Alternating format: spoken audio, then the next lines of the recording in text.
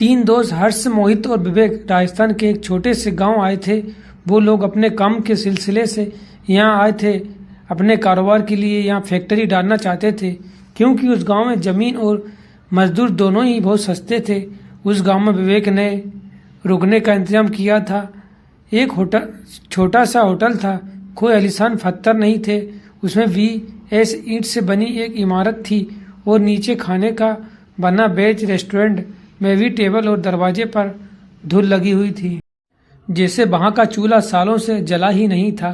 जैसे ही वो लोग होटल पहुंचे तो उन्होंने देखा कोई स्टाफ ही नहीं था। भाई वॉचमैन के नाम पर एक बूढ़े से चाचा बैठे थे जो अपनी बीड़ी पी रहे थे। हर्ष और मोहित दोनों ही विवेक को डांटने लगे, क्योंकि होटल बुक करने की जिम्मेदारी विवेक की थी और वो होटल बिल्कुल वीरान लग रहा था। उसकी बातों को सुनते ही वो वॉचमैन चाचा हंसते हुए उन तीनों के पास आए और उनने पूछने लगे कि क्या वो होटल में ही रुकने वाले हैं। उन तीनों ने सर हिलाकर हाँ कहा और चाचा जोर जोर से हंसने लगे। हंसते ही फिर उन्होंने चलना शुरू किया। कुछ गुनगुनाते हुए वहां से चले गए। उन तीनों ने वॉचमैन चाचा को पागल समझकर उनकी बातों पर ध्यान नहीं दिया। तभी रिसेप्शन पर एक आदमी आया। एक लंबा सा घनी दाढ़ी वाला आदमी आया। उसने उन्हें रूम की चाबी दे दी। वो लोग ऊपर अपने कमरे में गए। उन्होंने अपना सामान रखा और कुछ देर आराम करने लगे। हर्ष को अचानक प्यास लगने लगी और कमरे में पानी नहीं था। हर्ष जैसे ही पानी के लेने कमरे से बाहर निकला, उसे पायल की झनकार सुनाई दी। ऐसी आवाज जैसे कोई पायल पहने भाग रहा हो। हर्ष डर गया। उसको ये बात बेहद अजीब लगी, क्योंकि उसको होटल में कोई और नजर नहीं आ रहा था। अब उसके फ्लोर के लास्ट कोने से पायल की आवाज के साथ साथ एक लड़की के हंसने की आवाज भी आने लगी थी। हर्ष उस आवाज के पीछे जाने लगा था कि तभी उसके कंधे पर किसी ने हाथ रखा और हर्ष चीख पड़ा। पीछे रिसेप्शनिस्ट पानी लेकर खड़ा था। हर्ष ने अपनी बौखलाहट में उस हर्ष को डांटा और पानी लेकर वापस कमरे में चला गया। देर रात मोहित होटल की बालकनी में खड़ा अपनी गर्लफ्रेंड से बात कर रहा था। उस बालकनी से हाईवे का रास्ता साफ दिखाई देता था। अचानक उस रास्ते पर एक एक्सीडेंट हुआ। मोहित चौंक गया। वो जैसे ही वो नीचे दौड़ लगाने के लिए जैसे ही मुड़ा तो उसके पीछे सफेद कपड़ों में एक बूढ़ा आदमी खड़ा था। उस आदमी की लंबी सी सफेद दाढ़ी और चेहरे पर ढेर सारी झुर्रियां थीं। मोहित उस आदमी को देखकर घबरा गया, क्योंकि वो आदमी सिर्फ हाईवे की तरफ देखकर मुस्कुरा रहा था। उसने मोहित को देखा और उसने हंसना बंद कर दिया। वो आदमी जैसे ही मोहित की ओर चला, मोहित डर कर अपने कमरे में आ गया। कमरे में आकर जब हाईवे पर देखा तो वहां कोई एक्सीडेंट नहीं हुआ था। अगले दिन तीनों फैक्ट्री की साइट देखने निकले, लेकिन गाड़ी शुरू होकर थोड़ा आगे ही बढ़ी थी कि तभी बंद हो गई। साइट पर जाने के लिए कोई बस या सवारी भी नहीं थी। तो उन तीनों ने रिसेप्शनिस्ट को कॉल करके पूछा तो उसके कहने पर एक मैकेनिक को बुलाया। 3 घंटे बाद जब मैकेनिक आया तो उसे गाड़ी को थोड़ी देर तक देखने के बाद कि गाड़ी को वर्कशॉप पर ले जाना पड़ेगा। वो तीनों मैकेनिक के साथ ही उसकी गाड़ी में चले गए और साइट पर उतर गए। साइट देखते देखते शाम हो गई थी। उनको मैकेनिक का कॉल आया कि उनकी गाड़ी पूरी तरह से बिगड़ चुकी है और वो अब तक बनेगी कहाँ नहीं जा सकता। अब उन्होंने वापस जाने के लिए एक ट्रक वाले से बात की और उस ट्रक वाले को होटल पर खाना खाने का लालच दिया। लेकिन जब उन्होंने उस ट्रक वाले के सामने होटल सोलफुल का नाम लिया, तब वो ट्रक वाला बेहद घबरा गया। उस ट्रक वाले ने उन्हें बताया कि उस होटल में भूतों का बसेरा है।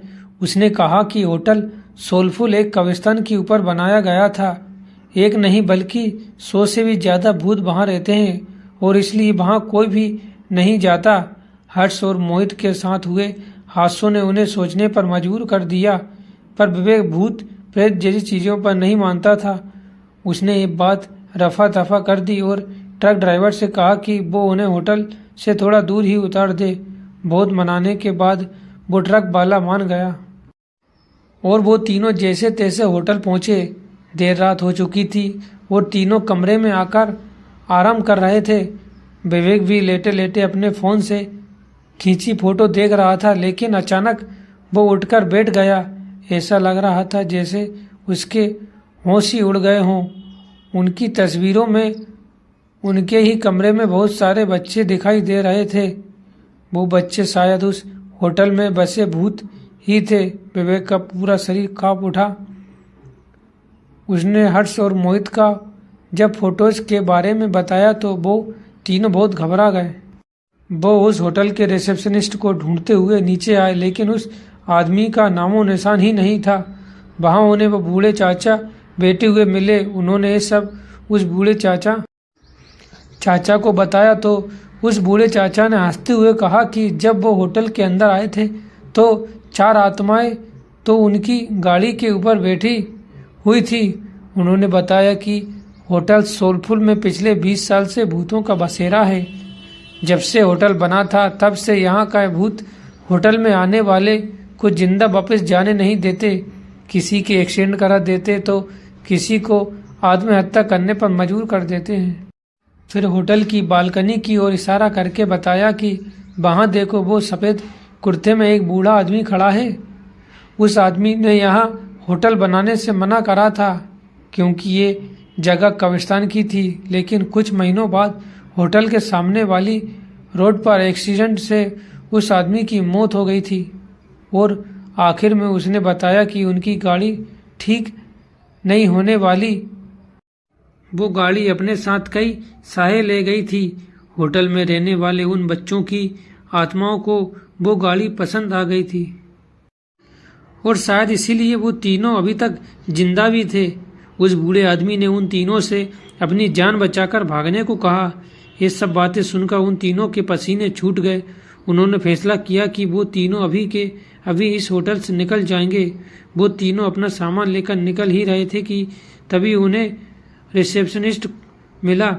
वो तीनों उसे धक्का मार के वहां से तेजी से भागे। हाईवे पर आकर वो तीनों जा रही गाड़ियों से लिफ्ट मांगने लगे, लेकिन कोई गाड़ी रुकने का नाम ही नहीं ले रही थी।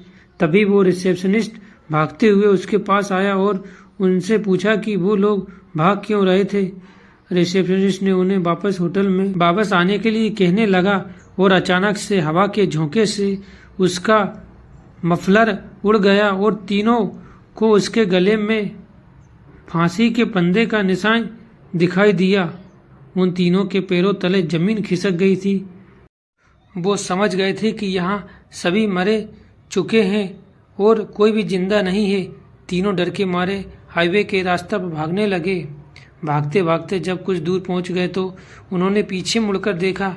हवा में कई भूत उस होटल के चक्कर लगा रहे थे और बाहर खड़े वो रिसेप्शनिस्ट और बूढ़ा आदमी उन्हें देखकर अजीब तरह मुस्कुरा रहे थे। उस होटल के बारे में बात करने से वो तीनों आज भी घबराते हैं। उनकी जान तो बच गई थी पर जिंदगी भर उनके लिए मन में डर बैठ गया था।